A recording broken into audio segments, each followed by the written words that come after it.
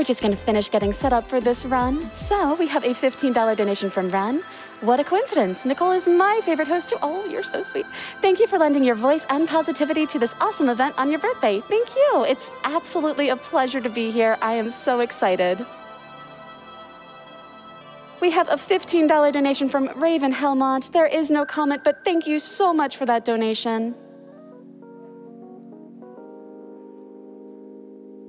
All right, everyone, and this time for real, we are ready with Zelo and Earnest Evans. Go ahead and take it away again. All right, hello everyone. I am Zello, however you want to say it. I couldn't make it to SGDQ this time, but thankfully I can bring you the run from my home down on the other side of the US. So this is Earnest Evans. This is a Genesis platformer made by Wolf Team back in the early 90s. And I've got one very important commentator with me who's done this run a bit in the past, if you want to introduce yourself real quick. Hello, I am Mike Uyama. I have run this game in the past. It is a very fun game, Earnest Evans being the greatest adventure since Indiana Jones, or possibly even surpassing Indiana Jones, and you will soon see why. Exactly. So we're going to go ahead and get started in 3, 2, 1, go. Yeah, so this game is probably best described as Quapplevania, as a mix of that old game, physics game Quap and Castlevania, and you can see why from the rotating sprites. The Genesis was well known for rotating sprites, and they decided to make a character out of them, and that's how you get Earnest Evans. Zello is attempting a trick here. It's a pretty tricky damage boost, and it's a bit tricky to get up on the wall here. Okay, gets the first part. Let's see how part 2 goes. There we go. Oh, nice. Gets it. That's the one thing I wanted out of this. And he actually purposefully dies there to clip through the door because you have no collision when you're dead in this game. So I hope you all like avocados in the morning. It's breakfast time, right, in the U.S.? Exactly.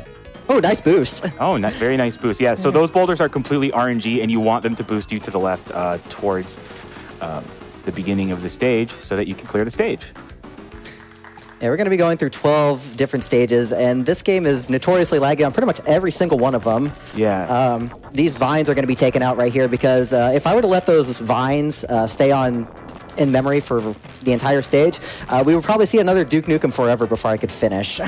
Yeah, it is actually worth it to take the time to kill those vines rather than just let them lag up the entire stage. So interesting thing about that climb they did here, that's only possible on left walls. It does not work if you're climbing up a wall on the right.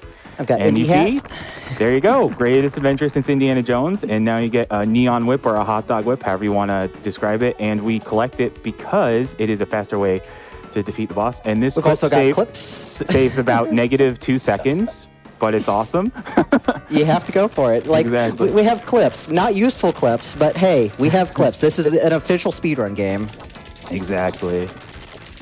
And that is the stage 2 boss. Now, interesting thing to note about your health, you do restore up to a certain point of health. It's basically just before 2 squares of health. If you have over 2 squares of health, you won't restore any health from stage to stage.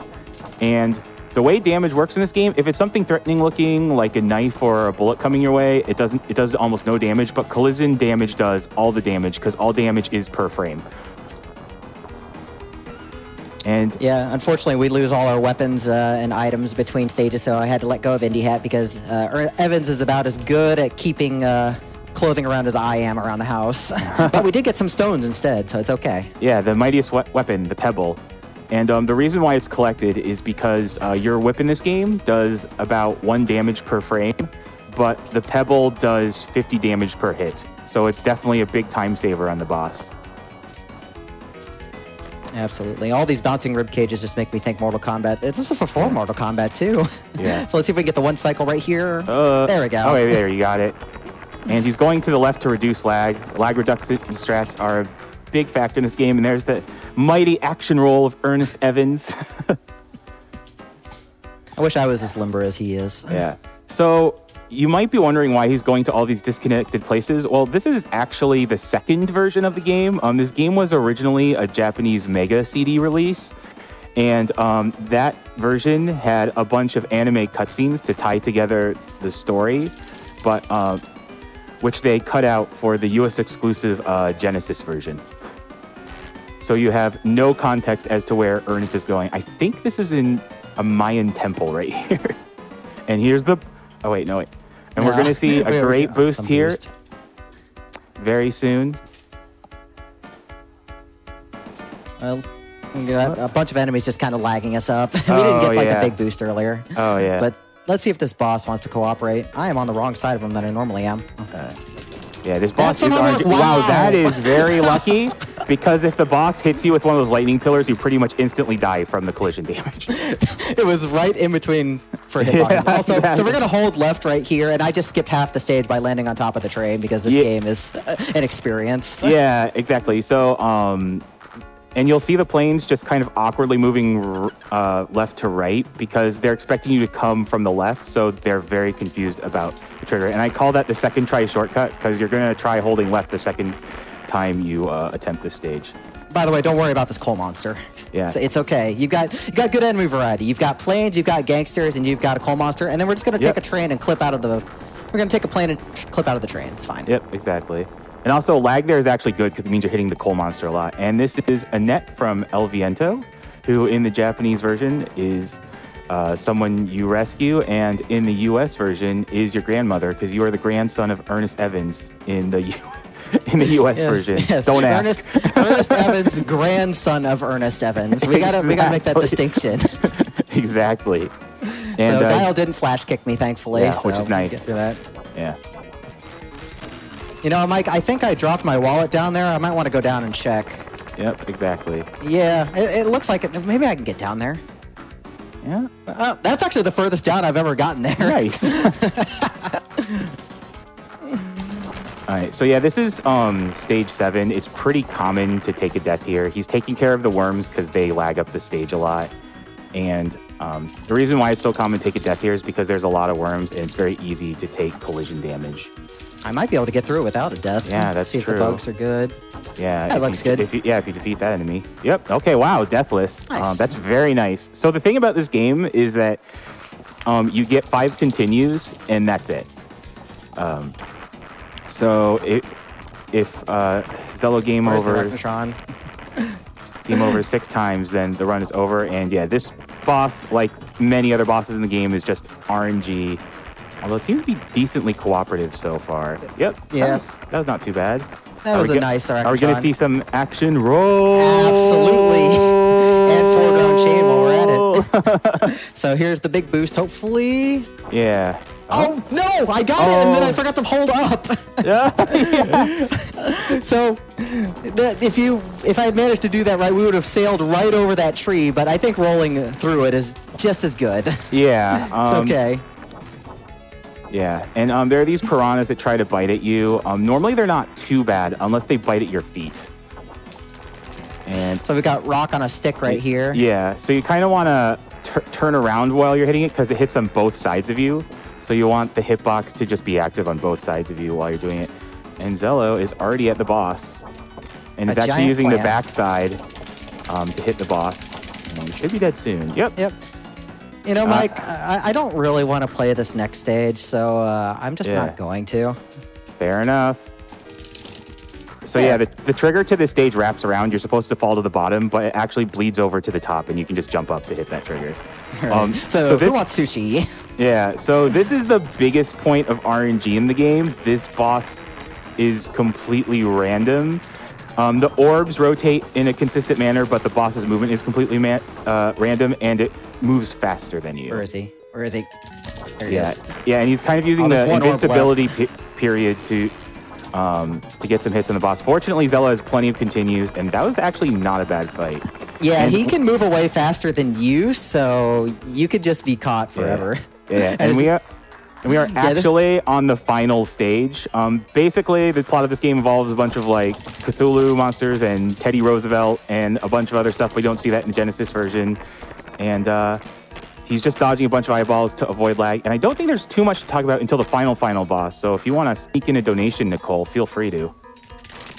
I would love to sneak in a donation. Thank you. I have a $15 donation from Borman that says, "Happy Tuesday from your favorite video game curator. Happy to see some Rochester representation at the host booth." Thank you so much for your donation. We can get one more in, Nichole. Awesome. I have $25 from Retro Ernest Evans. You are not a lazy adventurer. Happy birthday, Nichole. Thank you so much. I mean, Yes, big happy birthday to Nichole. yeah, big happy birthday to Nichole. And how can Earnest Evans be lazy? He's action rolling. He's flopping around all over the place. He's getting a ton of exercise. Yep.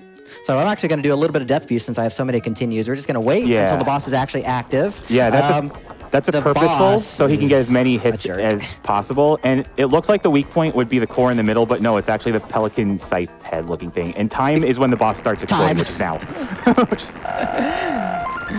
So there's also one other bad thing that can happen. If you double KO on the boss, you can actually soft block the game. Yeah, you actually soft block the game.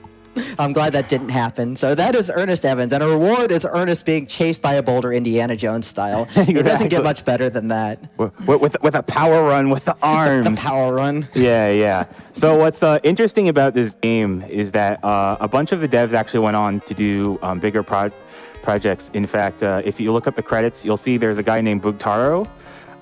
And he went on to be, I think it was the main director or producer for Resident Evil Code Veronica. There he is, Bugtaro. And the composer, Motoi Sakuraba, he's gone on to do a bunch of projects such as Tri-Ace games, such as like Valkyrie Profile and the like. But he's also known for being one of the composers for a series called Dark Souls. So yes, Earnest Evans is actually the music of Dark Souls. True story. Yeah.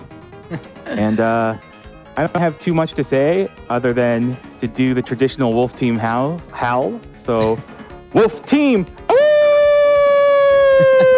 Thank you very much, Mike. So I just want to give a quick shout out to the Sega crew. I've actually got two of them in this call with me right now, both Nichole and Mike. Sega crew, they do some really awesome stuff with races, tournaments, just fun game things. So they're always really chill. They do a lot of really neat things. But thank you, GDQ, for having me again. It's actually been about 10 years since this game was first done at a GDQ. It was like SGDQ 2012 bonus stream. And this was one of the runs that I saw that got me into speedrunning back then. So it's all Mike's fault. You're welcome. Thank you.